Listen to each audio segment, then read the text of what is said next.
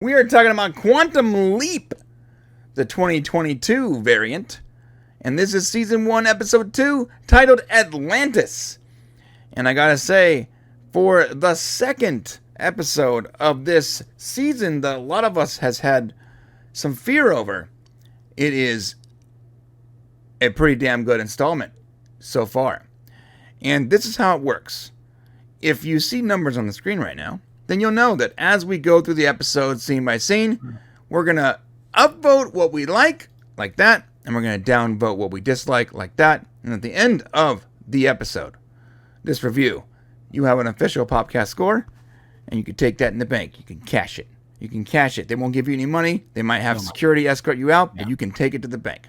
Yeah, if you demand to have it cashed, then send us a video of what happens next. We'll play it. Oh, yeah, we will. Yeah. It's great. This was a great episode. And listen, I'm really glad that you guys come here to watch your Quantum Leap review. And I'll tell you why. Because unlike a lot of other channels, we really go into the nitty gritty for you. We're like going to tear it down. We watched it, and not only watch it, but we were prepared for it, as opposed to maybe some other channels out there that are just, maybe they don't know like the names of like the original characters. Thank you for bringing that up. Okay, so real quick rant time before we go break this down. There are channels more popular, I should add, than this one you're probably watching this on right now. Not as popular as our Prime channel, but more popular than this channel, and I respected I still respect them. I think people can make mistakes. So these two guys, they did a video and they were like, hey, Quantum Leap is dead after this episode. And I'm like, how can you say that? Did we watch the same episode? There was nothing bad about this. In fact, it's an amazing installment. I think it's adding to the lore. There's a mystery box. It's looking great. I actually had more connection to the characters. So I'm like, amazing is a little bit strong, but yeah. I mean, look, I was expecting bad. Based on expectations, I guess. Yes, okay. Based on my expectations, this is great. So it was the death of Quantum Leap. I'm like, why would they say that? I now have to watch their video. So I clicked on the video. Well, then they succeeded, because that's what they wanted. Yes. But they start off by saying, hey, man, this brand new Quantum Leap series, remember that? And they're like, yeah, big fan. Oh, yeah, I was a big fan, too. So I just watched the second episode, and it looks like they've killed another franchise. And the guy's like, why is that? And he goes, well, why don't you guess? And he goes, oh, let me guess. Diversity. And the guy's like, yes, diversity. I'm like, here. First off, diversity extreme diversity might be a warning that a show might be over the top and woke and not care about the story, but it's not what makes it bad. A canary in the coal mine is what you said, which I thought was appropriate. Yes, it's a canary in the coal mine. That doesn't mean the coal mine's going to explode and kill all the miners, though. Which, ironically, I did watch the final episode of the original Quantum Leap last night, which actually brought back emotion. Like, I was really emotional over it. And it was about a coal mine explosion, so yeah. Right. So here's the deal. Labeling you hurt, like, so we're in this group of people. There's a circle that we all sort of operate in, and we talk about the same stuff, and we're really into it, and we're really big fans of this stuff, right? You make us look bad, though, when you literally write a show off because of one reason, diversity, and then you even admit that there was nothing ultra woke about this. So far, it's fine, but there's no way it continues to be fine. You haven't seen it yet.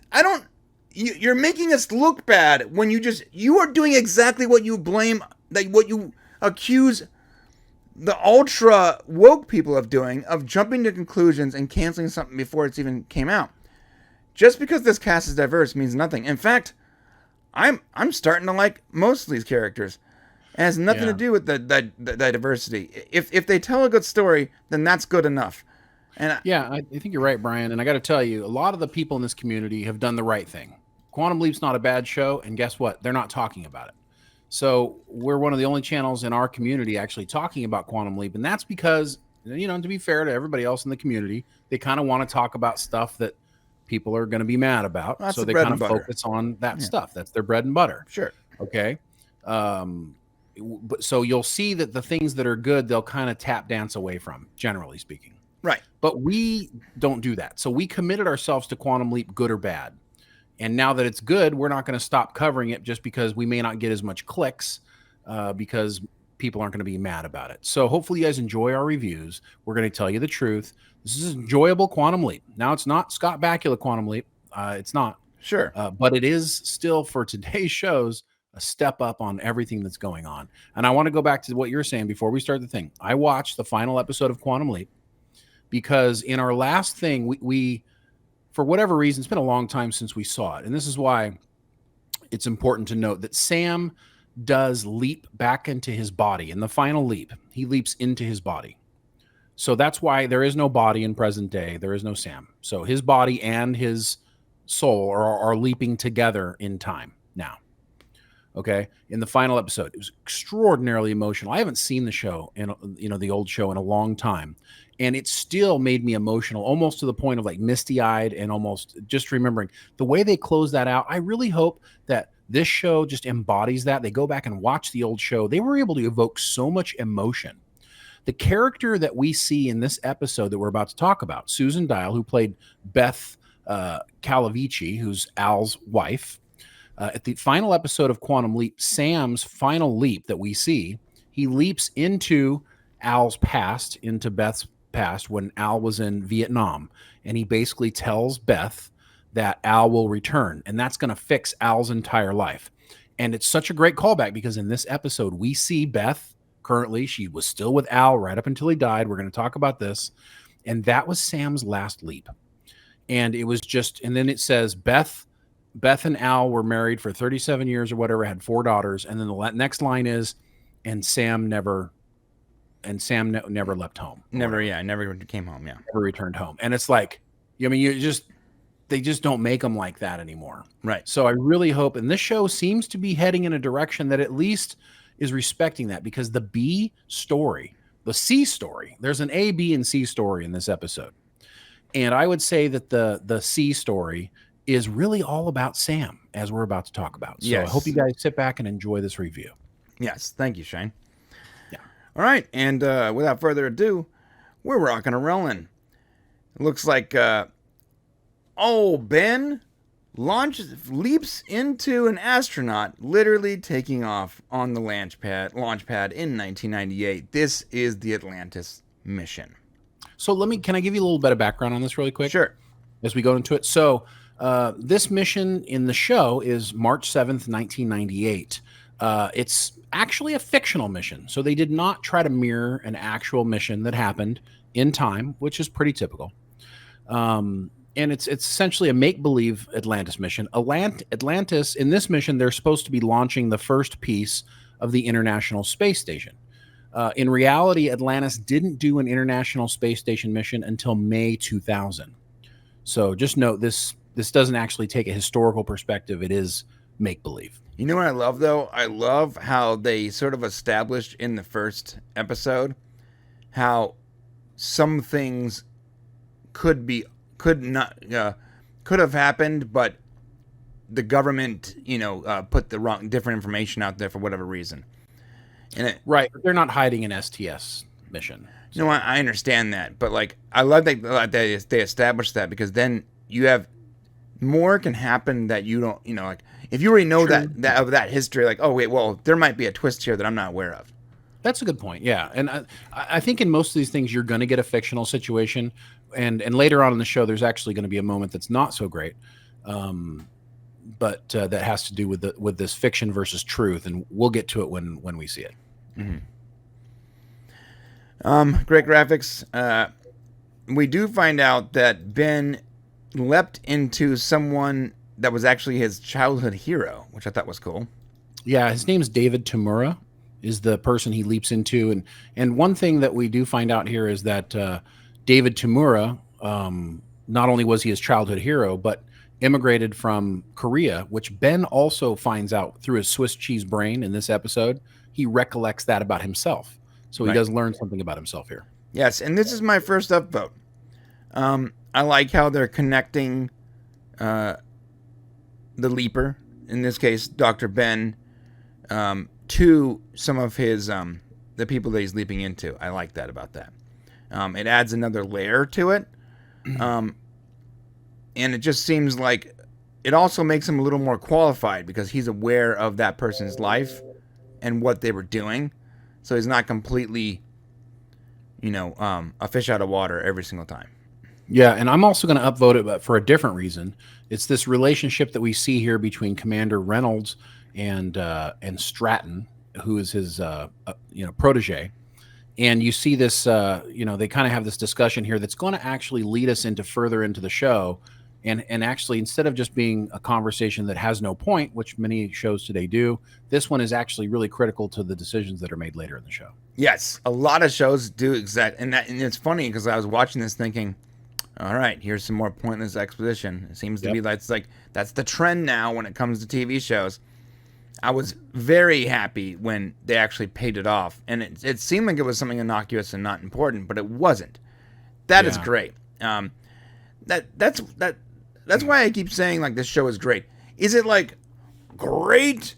No, I mean we haven't gotten to the point where I can say it's great yet. I mean, most shows are not very good in the first couple episodes. Like if they're good enough in the first few episodes when the characters and the writers are finding their feet and like getting chemistry, then that's a good indicator that the show will eventually be a very good show.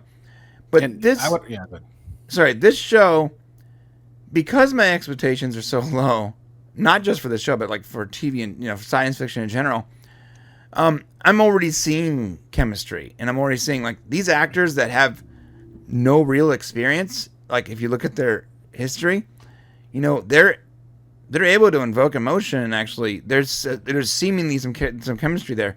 So it might not be great, but it's great to me because usually shows start off shaky. Yeah, and I think you're right. And I would also say another reason why this show is going so well is because the A story is a freak of the week.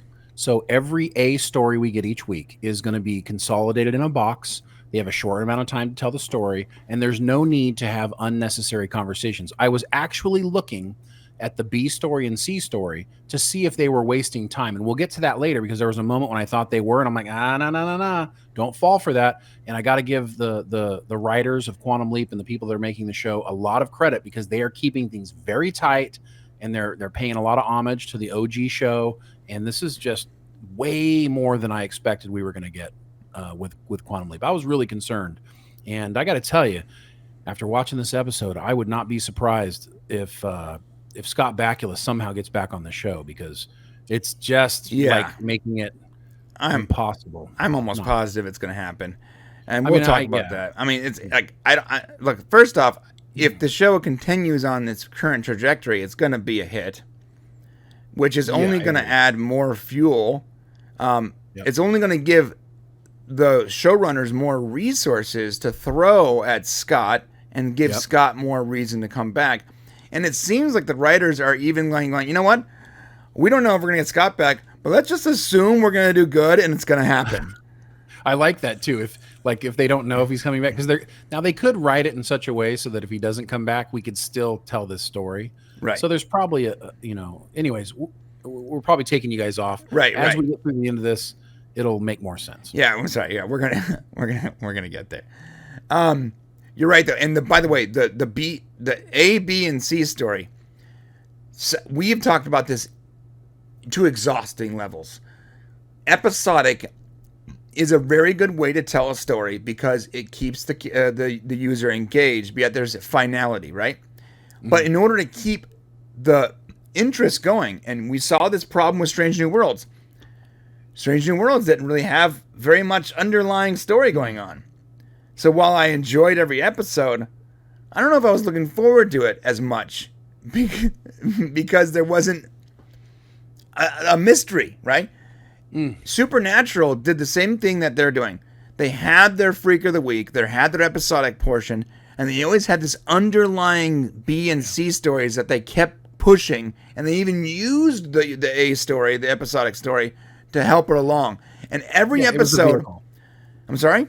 The A story is the vehicle for B and C, just like it is here. Yes, and so far these first 2 episodes, at the end I'm like, oh, that's it? Damn it! Unlike other shows we watch where I'm like, oh, it's still playing. Jeez, Yeah. All All right. right. Let's get back into it. Yeah, sorry about that. A little dragging on here. All right, so Dr. Ben is in the Atlantis shuttle. I like that they use the Atlantis shuttle too, by the way. I do too. Yeah. So we get to a piece here where Addison is actually really freaked out. After the last episode, she found his phone. She found out that he was doing something basically behind her back, and she basically trashes her house. Which is kind of hilarious. It shows like the mental state that she's in right now with this whole situation. And she finds a thumb drive that Ben had hidden behind a book. Right. And it's connected. We're going to find out how much connected, but it's actually connected to Al's daughter that we were introduced to last episode. Right. Janice Calavici is Al's daughter. She's an astrophysicist. And she's also a quantum leap expert, which Magic lets us know this episode. Yes. So. Okay. I did have a slight criticism here. I felt like. Go ahead. So sorry. I want to upvote the Janice thing. I really love that they brought Al's daughter into the situation. Yeah, I'll upvote and that they show her that she's an expert. It really adds credibility to what's coming. Yeah. It's a good point.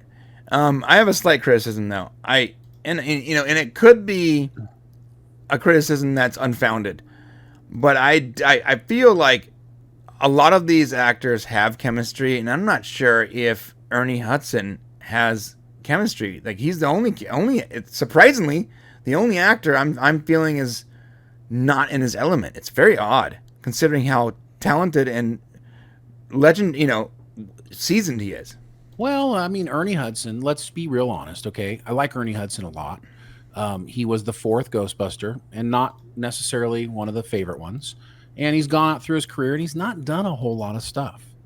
So as far as acting chops goes, yes, he's a legend because he's a Ghostbuster, but really he's not an acting legend. And this is something that, I think he can totally pull this role off. And I think you're right, he needs to roll into it a little bit.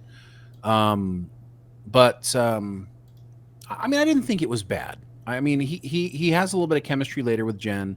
Initially, you're supposed to see this really rocky relationship between the team because Ben's like the glue that holds everyone together. Right. And now he's not there, and everybody's kind of at odds with each other. So maybe that's what you're seeing, and maybe focus a little more on later on when he's talking to Jen and she's kind of breaking it down, and then he has his moment with Addison. And you might think, okay, maybe Ernie's doing okay.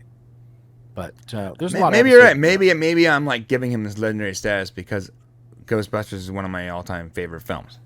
Right. Maybe it's not fair, I think, to hold him to those chops because I guess he didn't really act. I mean, he's great. He's a Ghostbuster, but I get it. I get what you're saying. So Addison has chose to keep the thumb drive from the rest of the team. And she's only sharing it with I'm sorry, I forgot his name.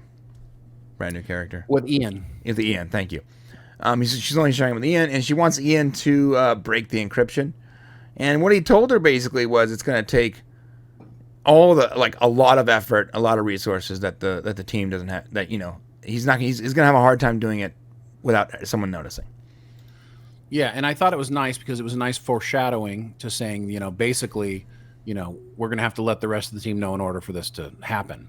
And that was a nice foreshadowing of what's to come, I think. Yeah. And this is the B story, guys. So the B story of this show is the group is shattered. It's fractured because of what's happened. And they're going to spend the whole episode fractured and then trying to put it back together.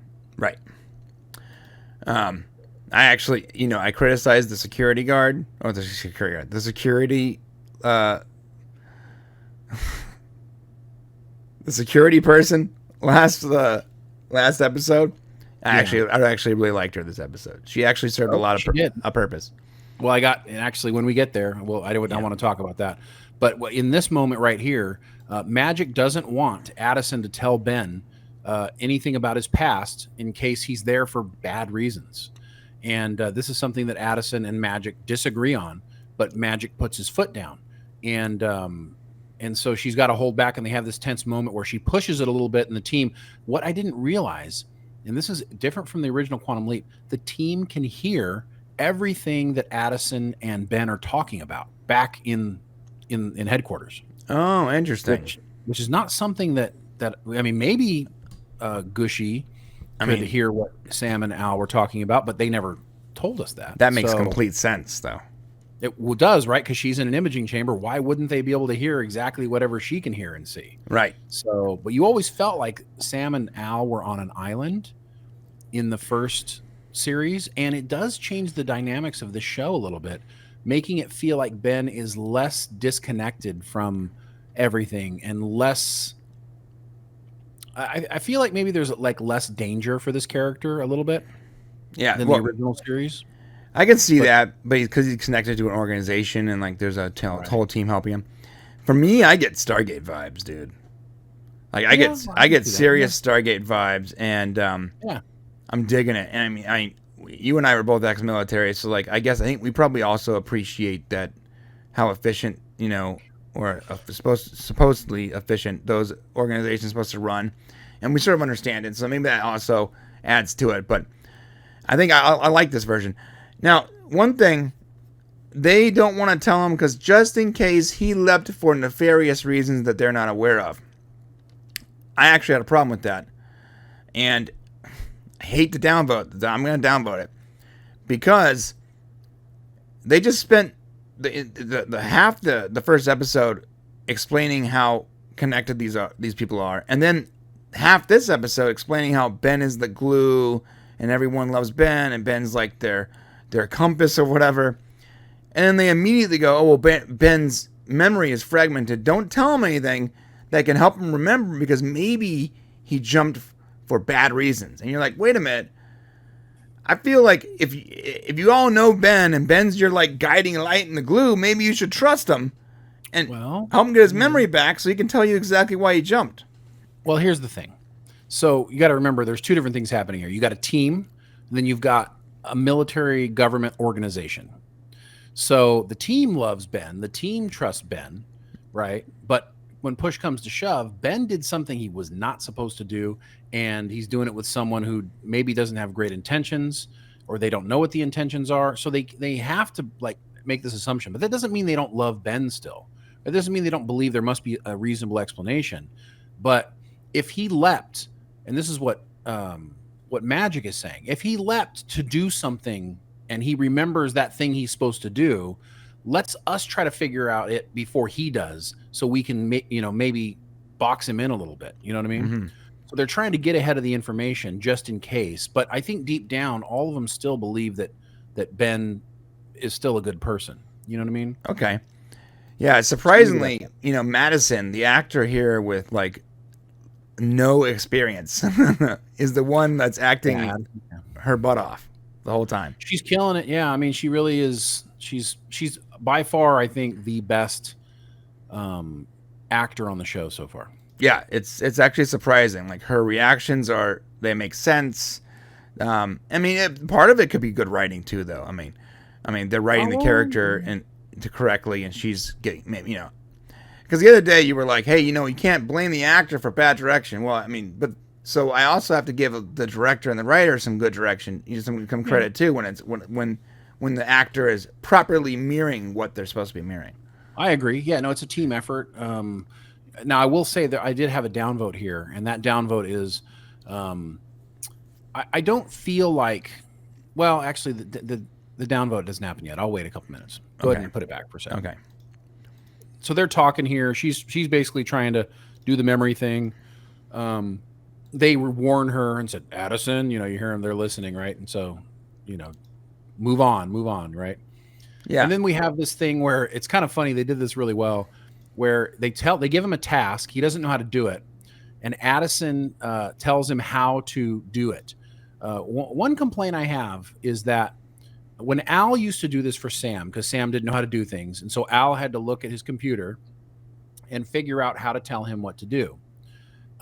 Addison is doing it without really, she needs like a stutter or a hesitation. Like, it sounds like she knows exactly what he's supposed to do the moment he needs to know how to do it. Where Al did this really great thing where he's like, well, Sam, it looks like you might have to, and he's beating on this thing. And Okay, yeah, move the third button. There's this sense of, he didn't know. He's finding out, and she doesn't know. I mean, does she know how an STS mission works and all the buttons on a space shuttle? So, well, I think you already answered your question though, because there's a whole team out there looking out for her though. Right, but from the moment the task comes in to her responding is immediate. Right. Okay. So there should be some sort of show us that there's a little bit of a hesitation, make it a little bit more dramatic. Like, yeah, push this button third over down to the bottom, turn to the left, So I would downvote that. I think there needs to be more hesitation on her part when she does it. Now, when he does the move, something bad happens. And he's like, oh my God, did I do that? Right. And they're like, no, it wasn't you. Right. But they did a good job of making it seem like he made the error. Mm-hmm. And what actually happens here is the payload shifts and makes contact with the doors, like the shuttle doors, and it triggers the ISS module to fire its thrusters. And as a result, it causes a ton of damage. It injures the commander to the point where he's like knocked out. And they only have 6 hours of oxygen left. Right. Bum, bum, bum. There you go. Yeah, and that's where we're at for the A story. And that's where we're at for the A story. And when we come back to that, I am going to have a downvote. Okay. But in the meantime, I got an upvote. Yes, I got an upvote too. Original characters. Woo. Yes, Susan Dial comes back as Beth. She was in 2 episodes of the original Quantum Leap. She played Al's wife. And as I just explained earlier, they had gotten divorced in the original series, and it basically felt like it ruined Al's life.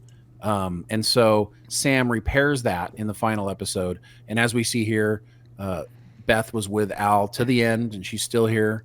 And it was really great to see this actress and to have that nice connection. Just really good job of like really connecting us to the original series. And God, I just love that they're doing this. Handsome woman too for her age. My goodness. Yeah. I know you like those older ladies. I do like the older ladies. I don't know what like. No, I appreciate when someone is of that advanced age and they still look so put together. Like that one lady from The Expanse. Like, whew. Oh yeah, no, that's exactly what I was thinking about right now when you said that. Hubba. Honestly, I had to like block you out, like keep you away from her at the STLV. I mean, dude, she is 78 years old and she looks like that. Like, I mean, you got to at least give her props. My God, like, you know what I'm gonna look like when I'm 78? I'm gonna look like the Crypt Keeper. I'm gonna look like a fat Crypt Keeper. That's what I'm gonna look like when I'm 78. I'm gonna buy you a GILF shirt. I mean, she is a beautiful woman for it. Okay, anyways. Yeah, I agree. You're right. Yeah. So basically, he's looking for her daughter, and it's interesting because the play they made here was they expected her to not give her daughter up, but they also, I guess they're watching her because they know she's going to call her daughter. So. Well, and I was worried for a moment that this was a member berry moment, and this is like we were talking about how stuff that doesn't matter. I was like, wow, it's a cool member berry, but what was the purpose? He went there and asked about the daughter, but she wasn't there, and so like. Did it move the story forward? Like, what's the point of doing this? And I was like prepared to bring this into a downvote. Right. I'm not going to downvote it because as we find out, there was a purpose.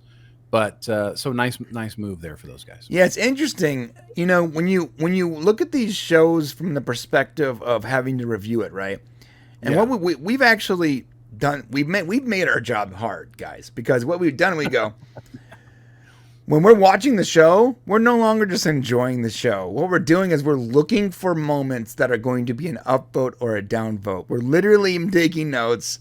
I'm in my Slack and I'm writing down upvotes and downvotes. And then I have to go back and go, that wasn't a downvote. That's an upvote. Because I'm expecting this show to do what other shows do. And so I have to constantly stop myself from sort of mailing it in, expecting this show to do what, say, Rings of Power is doing every week, Right. No, good point, man.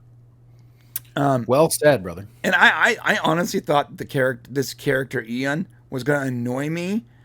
And to be honest, part of it was because, like, when they did the cast sheet thing, they're like, we need this non-binary blah blah actor. I was like, okay, so this entire their character is going to be all about, and I'm saying it right, I think, right? Their character is going to be all about their sexuality or their identity or whatever, and not about what it should be about, the actual character. And guess what? 2 episodes in, I'm not being distracted by any of that. If anything, I wish I would have not read the stupid cast sheet. It would have still been given away. So, I mean, it's obvious that this person is a trans person, but here's the thing. It's not addressed. It's not important. Listen, Mason Alexander Park, who plays Ian Wright, is just a person. This person is at a job doing their thing. Now, any other show, Star Trek Discovery, there's tons of shows out there. Mm-hmm. Everything would have been about, putting this in front of the audience's face and saying, hey, we got a trans person on our show. Woohoo! We got a non-binary person on our show. It's disgusting.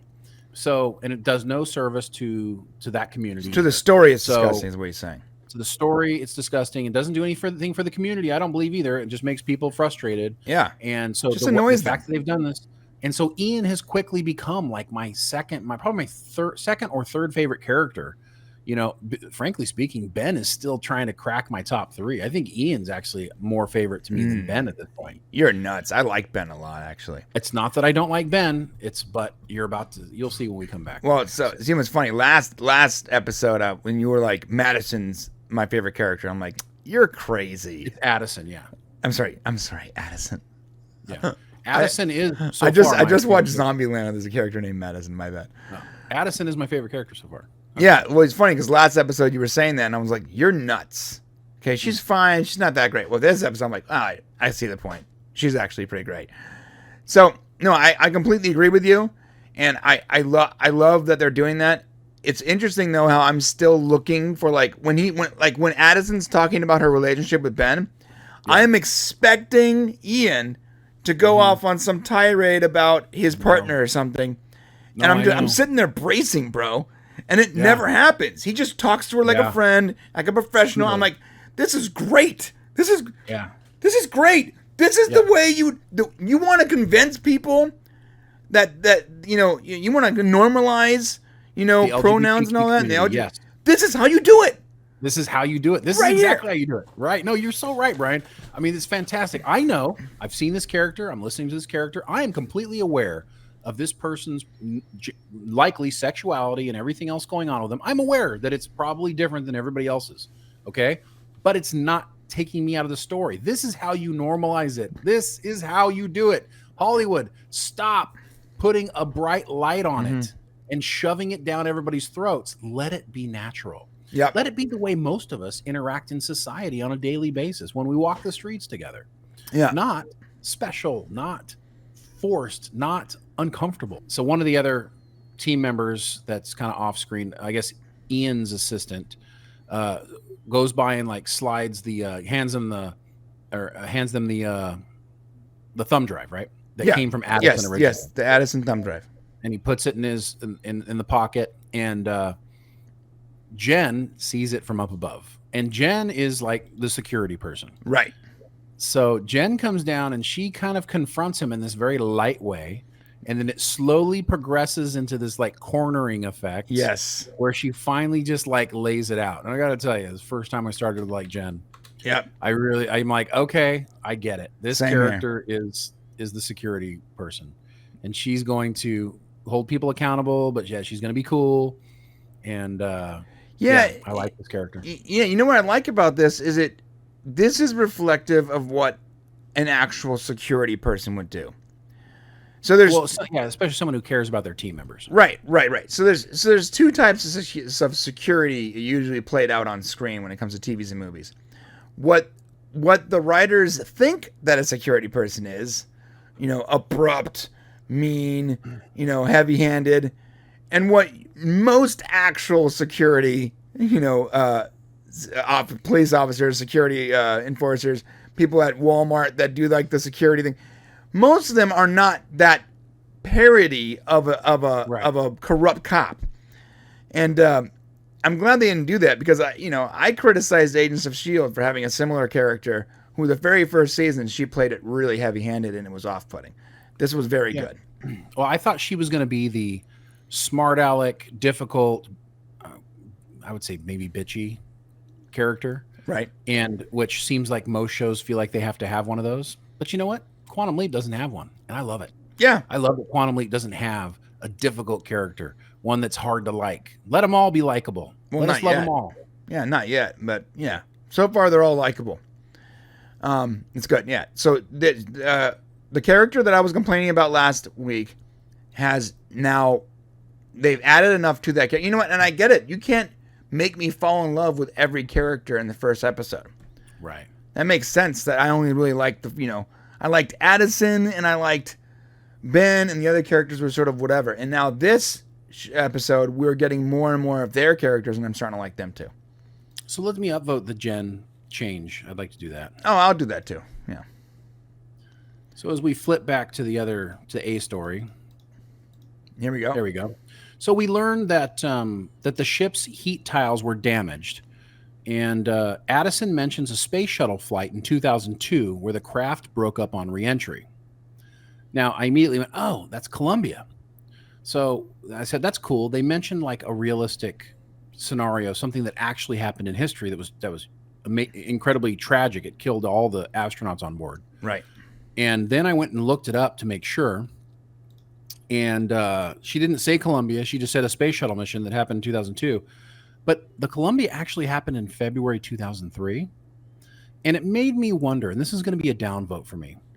It made me wonder why they did that. Why not just mention the actual change of events, the actual history of events? It happened in 2003. It's the Columbia, right? And I started to realize that the reason they announced the original Quantum Leap would have mentioned it. They would have mentioned the actual historic moment. It would have not been a big deal. But I think there is this like overly protective, like we don't want to hurt people. We don't want to hurt maybe the families of those people that died now 19, 20 years ago. So we're not going to bring it up. Right. And this is a problem in our society right now is everybody's afraid to hurt somebody else's feelings. And it's been 19 years, guys. It's okay to mention that this event occurred and maybe honor the Columbia in some way in your comment. Yeah. As opposed to not mention it at all. So that was a downvote moment for me. If anything, that you're keeping the memory alive of those people's loved ones. So. Right. Yes. So I have a downvote there. So it's not a downvote for me because I didn't know that. So it didn't affect me whatsoever. Yeah. I mean, and I got another downvote too. And this is against Ben. I feel like Ben is not reacting very realistically to this life and death situation that he's in. I feel like everything is he's very even keeled about it. And I just feel like there should be a little more maybe panic initially and then have him figure it out. I mean, this is like the second time he's leaped into someone and he already seems like he's just got it all under control. And I would like to see a little bit more of him struggling with it, especially in these early episodes. And that's why I'm struggling with the Ben character. I don't dislike him at all. In fact, later on, he does some really great things. But I just feel like it just doesn't seem very believable. If you or me, if this happened to you or me, I promise you we wouldn't be cool cucumbers in this situation. We'd be trying to be, but you would be able to see like, oh my gosh, I'm going to die in space right now, you know? And I just feel like there needs to be a little bit more of that. And I'm not trying to say that this guy should be Scott Bakula, but Bakula would have given us some fear. And I don't feel like we got that from this character. I hear you. I also disagree, unfortunately. All right. I get that. I think that the character is set up to be like this very analytical character. And I think the way he deals with stress and issues that might maybe be beyond his control is to either A, take control or look at it analytically. And I think that he's playing that character correctly. But I could be wrong too. Yeah, I don't even analytical people don't just, aren't stoic in the face of about to die. Sorry. Well, I mean, there's stoicism and there's fascination, and he's also fascinated too. I would argue not. I would argue that he is very, very mellow. I would argue that he is very non-responsive in his reactions, especially initially. I mean, he does say, can you be terrified and amazed at the same time? Appropriate thing to say when you're looking at Earth from orbit and stuff you've heard astronauts say, which I agree. But he doesn't seem terrified. So I'm upvoting the crap out of this. Yeah, me too. I like this one. This is super rad. Cool. She's sitting up there. This is very Al-esque to me. This is the way Al would have done it. And I love that they're just giving us that flavor. It just goes to show that the person in the imaging chamber has no fear. Right. Of anything. And that's appropriate. That's the way she should be acting. Whereas there should be more on the line for Ben. So anyways, go ahead. Right. Yeah, very cool. Graphics are great. Although, to be completely honest, there shouldn't be any stars behind him right now. I'm just saying. Too close to the atmosphere. But I realize that that's maybe, depending on which way you looked. That's not cinematic. Yeah. I mean, there's some things I'm not going to downvote that could have been. I'm not going to downvote that. But, people, when people saw the dart or whatever hit the asteroid yesterday, they're like, yo, where's the stars, man? They're just faking it again. Like, you guys just don't know how space works. And I get it. But, like, everything you see in movies is not the way it is. Okay? Yeah, true. So this is actually a really nice moment. Yep. Go ahead. He's going to, lay into it here. And she's basically going to tell him, you need to back off Addison a little bit. Right. Now, they go more deeply into it because this is the B story, and he's going to need to be turned around at some point. But then they go into, I believe, they find out. So his point, and this was the great thing, they didn't mess up earlier by having him go to Beth's for no reason. He went there to get her to contact Janice and for them to basically track it. And I'm like, oh, thank you. Thank you for doing that was the right thing to do, man. That was the right thing to do. 100% so. So far, not a single minute is being wasted in the show. I'd like to vote that. Oh, okay. Not a single minute is being wasted in the show, in my opinion. Nothing. No waste. Look at that reaction. That's a reaction. Yeah. Very cool. All right. They made a mistake. The timing. Go ahead. Yeah, they made a mistake with the timing, and the debris is coming sooner than it was supposed to. And Ben has to jump. Go ahead. We probably should have said that Damon was supposed to die. Or Damon, the character's name was David. David was supposed to die on that spacewalk, and so Ben did something actually really great. He talked them into letting him skip the safety checks to get out there earlier, so that he missed the timing of being killed and would be back in time, so he could leap home. But what Addison says here is like, oh, we must have been off in the timing. And he's like, what do you mean off in the timing? And it was cool because in the original Quantum Leap, they were always a little off in the time. It was never perfect. Right. So that was a nice little throwback as well. Yeah, very cool. All right. So the debris field or whatever still hits him, and now he doesn't get hurt, but it messes up the ship or whatever, right? Yeah. So that's the heat tiles are damaged, and now she's saying there's 100% chance that you're all are going to die. And I'm like, whoa. Right. 100% chance. That's not good. Yeah. Yeah. Before it was like 80%. And now it's like 100%. Right. This is a better reaction. A little bit better there. Wait a minute. I thought all I had to do was save this guy's life and then I get to go home. Right. Yeah. All right. So, now we're back. We're back to the B story. And, they are this is the C story. Or C story, my bad. So there's so many stories to track. I love it, yeah. So Magic and Jen, thank you, God. Jen find out where Al's daughter is located, and they're gonna go. Not really. No. They went back to check on Beth. I'm sorry. When we back, right? They didn't. Yeah, they went back to check on Beth.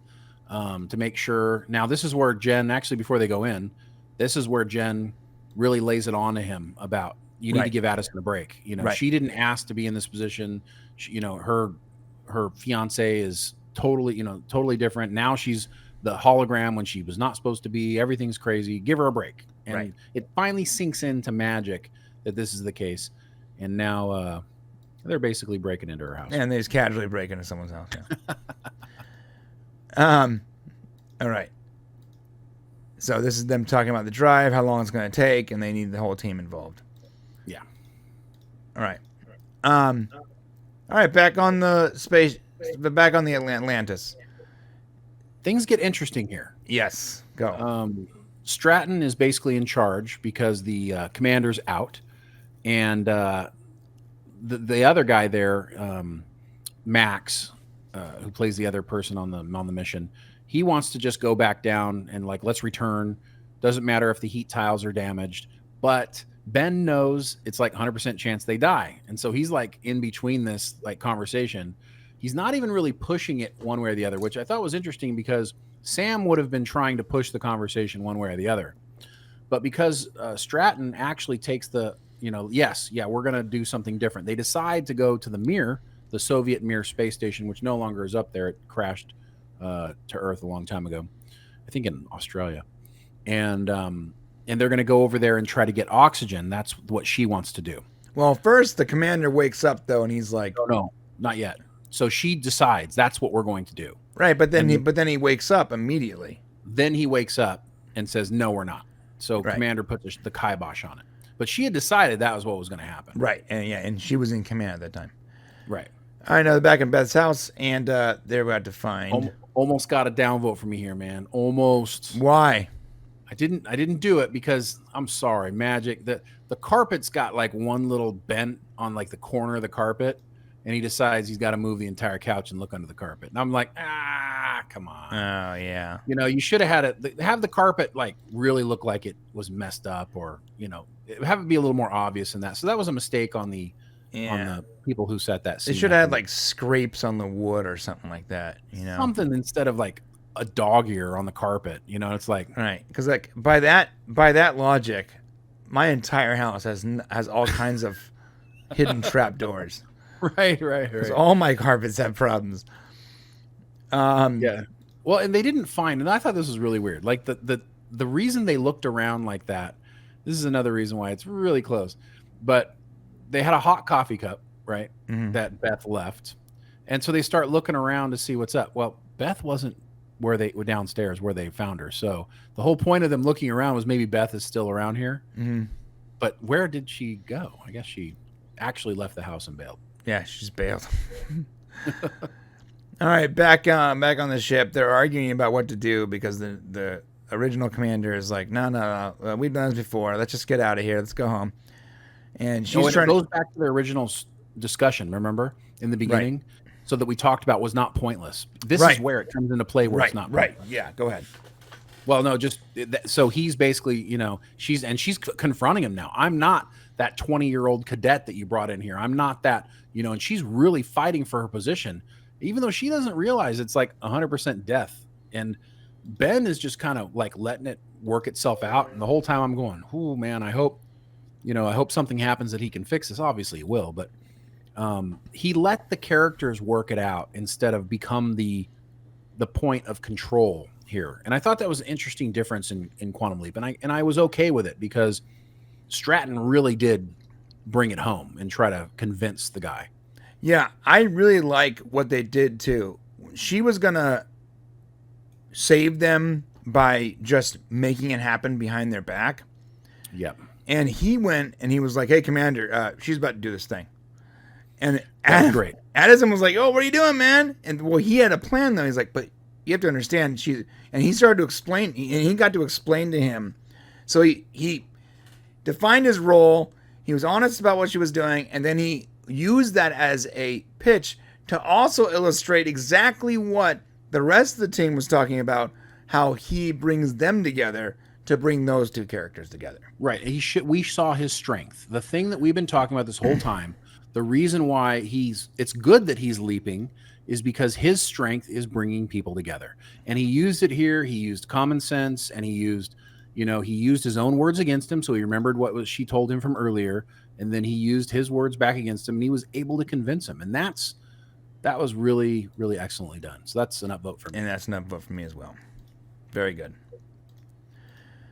All right. All right. They find the lair. I find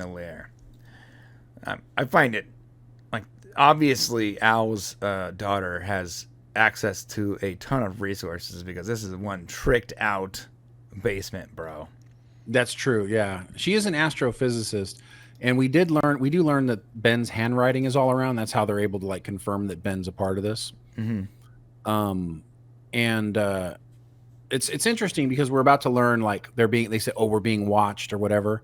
So then we actually end up meeting Janice, and her character's very interesting, almost a little badass in a way. Kind of like, we learned that Ben came to her and asked for her help. It wasn't her idea. Right.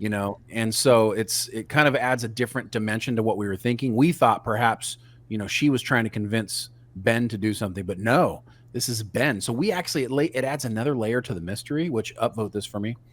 It adds another layer to the mystery that we didn't have coming before. So we thought now Ben is the one in the driver's seat. Right. So that makes the show a lot better in my opinion. And what can Ben be doing outside of Quantum Leap that's so important? Because he has access to even better equipment, right? And even better resources at Quantum Leap. Maybe. I don't think this probably has something to do with Janice's stuff and what she does. I don't think Ben gave her money for all this. They said they checked his accounting and there was no money spent. No. What I'm saying is, if he's in the driver's seat, if he came to her for help. Yeah. Right. What does he need her help with that he couldn't just accomplish at Quantum Leap? Well, it has to do with Sam, of course. Clearly. Right. Now, I was trying to drag that out of you, but I wasn't ready to talk about it. You were fighting me, bro. Yeah, because we talk about it at the end, and I really want to leave it there. Okay. I'm also going to upvote this, but not for what Shane said. I'm going to upvote it because they use Noctua fans, and those are the best fans you can use. Let me tell you something. As a tech guy, they're using the right fans. Although I'll probably argue. Actually, those might be radiators. So those might actually be cooled correctly. So that's a first. I haven't seen TV for a long time. Also, a lot of server rooms or whatever, they always show the servers, but there's never any cables. You have to understand, the more servers you have, the more cables you have. Look at all these cables up here. There you go. All right, that's how you work. That's how you work it. Thank you. It's not clean. Yeah. All right. So they gotta, in order to communicate with the Russian station, he's gonna go out there with the communicator to get line of sight or whatever. Yeah, it's like an S wave or something like that, S band. And I'm gonna rush through this real quick because I want to get to the good stuff. I'm sorry, back here. We already talked about this. Yeah, he gets a call from her. She's like he said, she's sort of a badass. Although Jen is trying to get her arm in there to get a hard drive out, and she succeeds, which is not something Janice expected. Yeah, hard drive was a peculiarly hard drive though. I feel like they're didn't have. Technically that's the wrong kind of hard drive, but it's all right. Yeah, and then she self-destructed the place. Right, which also, dang, it also seemed really unnecessary. She didn't want to get the tech. Didn't want to get answers. Yeah, so I'm withholding my judgment on that because previously they paid everything off, so I'm assuming they're going to pay off that too, and it was just a complete waste. Yeah, and it also confirms something else for us, that this is definitely something that at least Ben and Janice feel like Magic and whoever's running Quantum Leap would not be okay with. So that's something we have to keep in the back of our mind. They wouldn't want him to go find Sam. Interesting. Why wouldn't Magic want to find Sam? That's what we're going to find out. Yeah. Because obviously that's the case, or else they wouldn't have gone through all this trouble. Right. And they got to get out. Of course, she gets her hard drive, though. Now, back on Atlantis, they're not getting any response from the Russians because on their time, it's sleep time.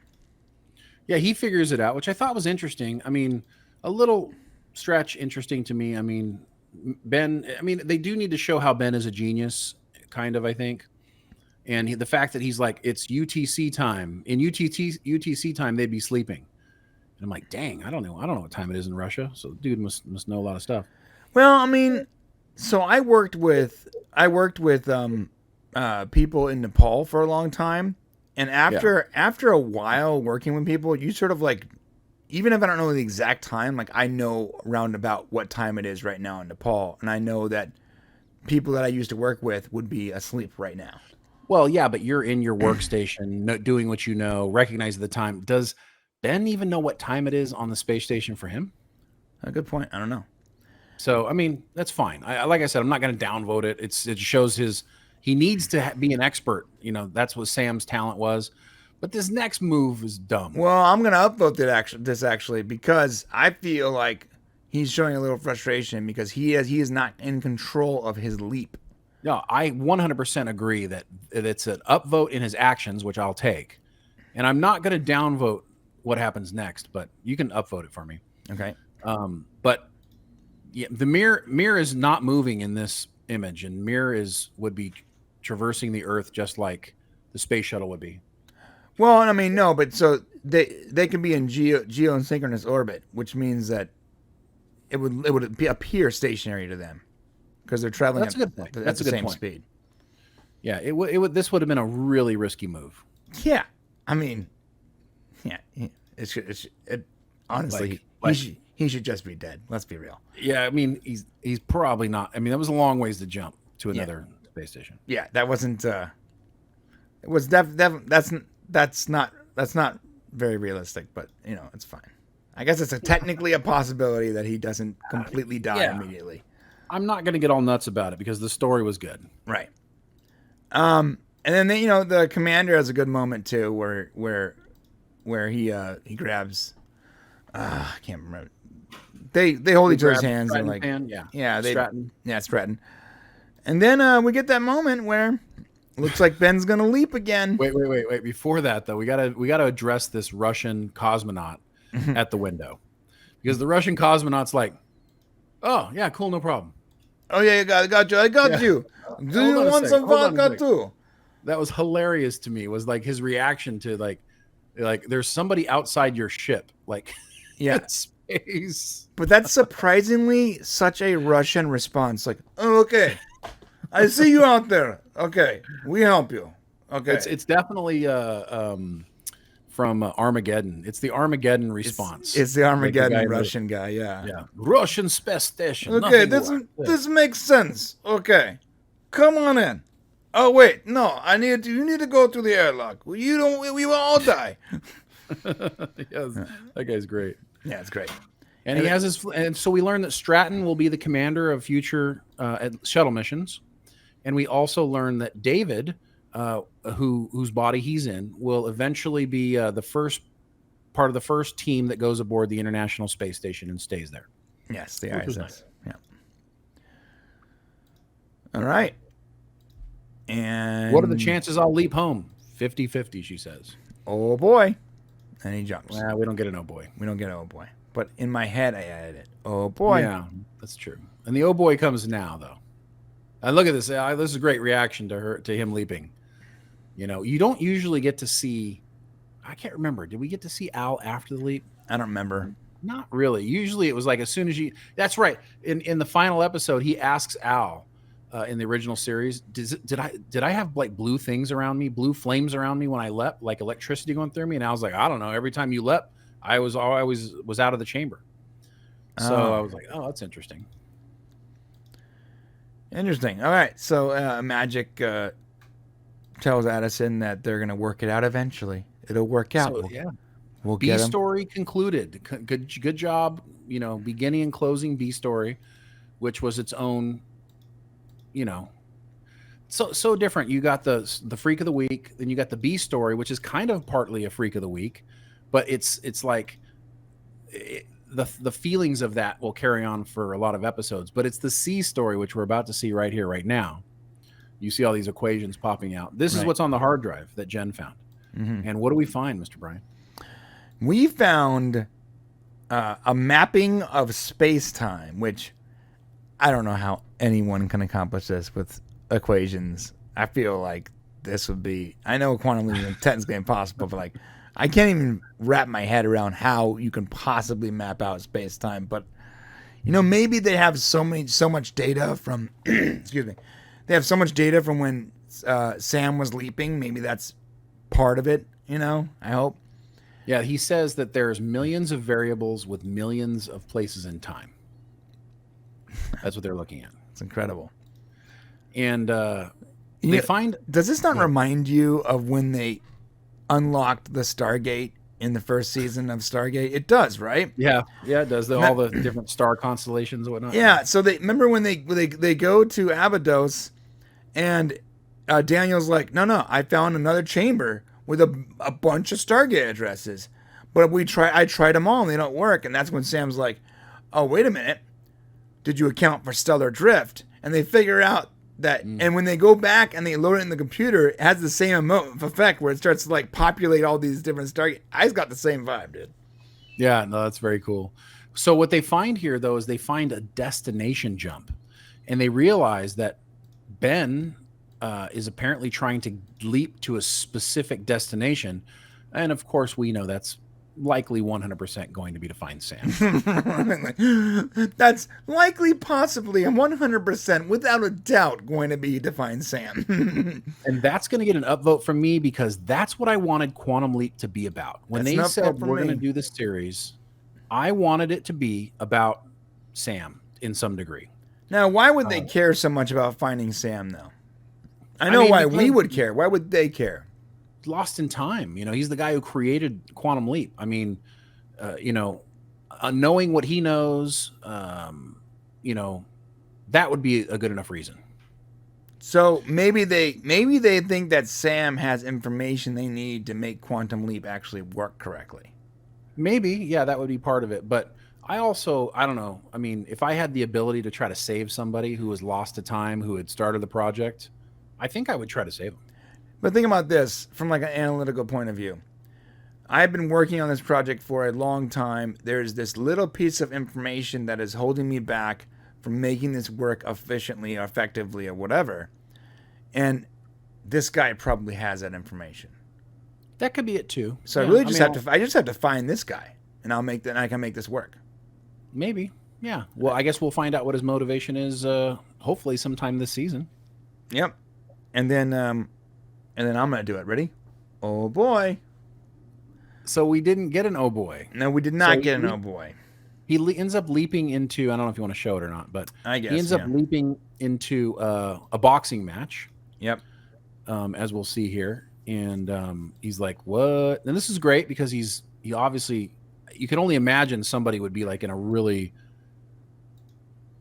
tough spot here, leaping into this unexpected problem. Right. And he says, basically, there must be some sort of misunderstanding. I don't care that it's not oh boy. It doesn't need to be oh boy, but it would be nice for Ben to have his own thing. So Sam was oh boy, maybe Ben is something else. And I'm okay with that. I would just rather it not be nothing because it's tradition in Quantum Leap for this to be a thing. And I want him to have a catchphrase. It's just the way I feel about it. I just hope it's not you like, Jeepers Creepers. Like, no, Ben, no. Chopsticks. Chopsticks. I mean, he's Korean, so, I don't know. Oogly boogly. Right, whatever.